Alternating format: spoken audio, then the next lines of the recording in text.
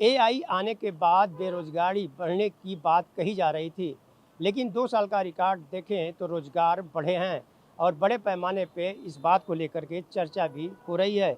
जब ऑटोमेशन और एआई के चलते बड़े पैमाने पर रोज़गार जाने की बात कही जा रही थी, तो देश में वेतनभोगियों की तादाद 2 साल में 1.5 करोड़ से 18.19% बढ़ गई।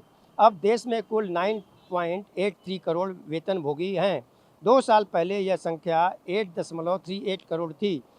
काम के अन्य मद जैसे कृषि और दिहाड़ी और बिजनेस में लगे लोगों की संख्या 41.98 करोड़ है। देश में 15 वर्ष से अधिक आयु वाली कुल श्रय योग्य आबादी 111 करोड़ है, यानी 37.81 करोड़ आबादी कहीं न कहीं काम में लगी है। यह बात सेंटर फॉर मॉनिटरिंग इंडियन की जारी रिपोर्ट में कही गई है।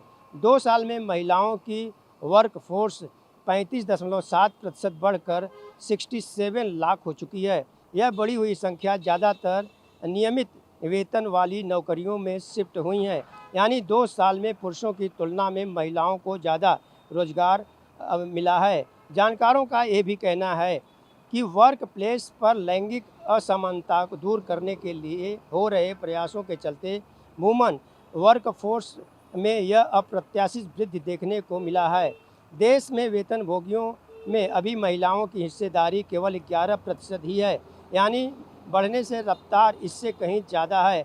रिपोर्ट के अनुसार काम के वर्गीकरण को देखें तो पता चलता है कि लोगों को पहले इसकी अपेक्षा जो है अभी काम हर क्षेत्र में ज़्यादा है और वहीं पर ये भी है कि बेहतर जगह काम मिल रहा है। देश में काम के आधार पर क्षेत्र को 4 हिस्सों में व्यापारी और वेतनभोगी कर्मचारी और छोटे श्रमिक और किसान शामिल हैं।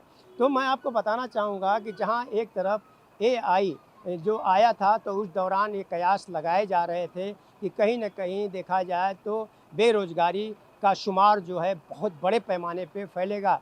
लेकिन वर्तमान समय की जो स्थिति है उससे बेरोज़गारी जो है कम नहीं हुई है बल्कि बढ़ी है। आन टीवी न्यूज़ के लिए कैमरामैन बालक के साथ हरीश तिवारी।